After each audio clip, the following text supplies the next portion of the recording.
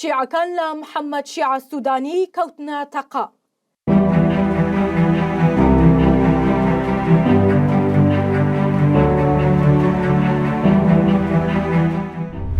لایەنەکانی چوارچێوەی هەماهەنگی لە محەممەد شیع سوودانی سەرۆک وەزیران کەوتونەتە تەقە و پێیان وایە لە بازنەی بەرژەوەندیەکانی ئەوان دەرچووە، بۆیە کار بۆ هەڵبژارنێکی پێشوەختە و لادانی لا دەسەڵات دەکەن. محەممەد شیع سوودانی کەسا دڵخوازەکەی لایەنەکانی چوارچێوەی هەماهەنگی هێشتا ماوەی حکومڕانیەکەی نەگەیشتۆتە 2 ساڵ، بەڵام زانیاریەکان ئاماژە بە بوونی ناکۆکیەکی تون دەکەن لە نێوان سەرۆک وەزیران و چوارچێوەی هەماهەنگی شیعەکان کە هەر ئەوان بوون بردیانە سەر کورسی دەسەڵات. با پێی زانیاریەکانی تیوار کە لە چەند سەرچاوەیەکی جیاواز لە بەغداوە دەستی کەوتووە، ناکۆکیەکانی نێوان سوودانی و چوارچێوەی هەماهەنگی لە کۆبوونەوەی هێزەکانی هاوپەیمانی ئیدارەی دەوڵەتدا ڕەنگی داوەتەوە. لایەنە شیعەکان پێیان وایە سوودانی دەسەڵاتەکانی بەو جۆرە بەکار ناهێنێت کە ئەوان وەک چوارچێوەی هەماهەنگی دەیانەوێت. هاوکات پێشیان وایە سوودانی بانهێنی کار بۆ دروستکردنی هەژمونی سیاسی خۆی دەکات لە پارێزگاکانی عێراق، ئەوەش بۆ ئەوەی بەشداری لە هەڵبژارنی داهاتووی پەرلەماندا بکات و ئەمجارە ببێتە ژمارەیەکی قورس.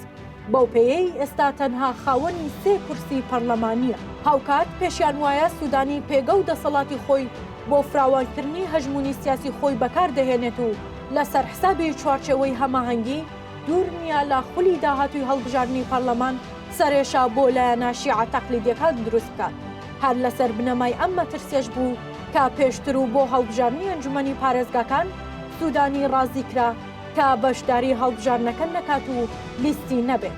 هەر لەو چوارچێوەیەدا سەرکردەیەکی چوارچێوەی هەماهەنگی باسی لەوە کردووە کە لە ئێستادا لایەنەکانی چوارچێوەی هەماهەنگی پلان بۆ ئەنجامدانی هەڵبژارنی پێشوەختە دادەنێت.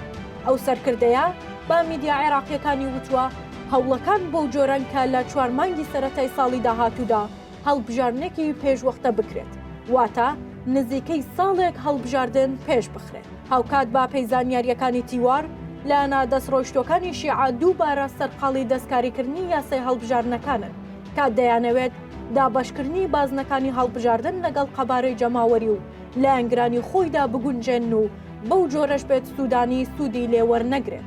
هاوکات بێدەنگی سەدریژ یەکێکی ترە لە مەترسیەکانی بەردەم لایەنەکانی چوارچێوەی هەماهەنگیدا. نیگەرانیەکانی لایەنە شیعەکانیش لە سوودانی بەشێکی پەیوەندی بە نیەتی ئێرانەوە هەیە کە هێشتا ڕازی نییە لە ئەدای سوودانی و پێی وایە بەرامبەر بە هەرێمی کوردستان و ئەمریکا و سوننەکانیش نەرمی دەنوێنێت کە ئەو سێ لایەنە با لایەنە دژبەرەکانی ئێران و هیلالی شیعی لە عێراق دادەنرێت.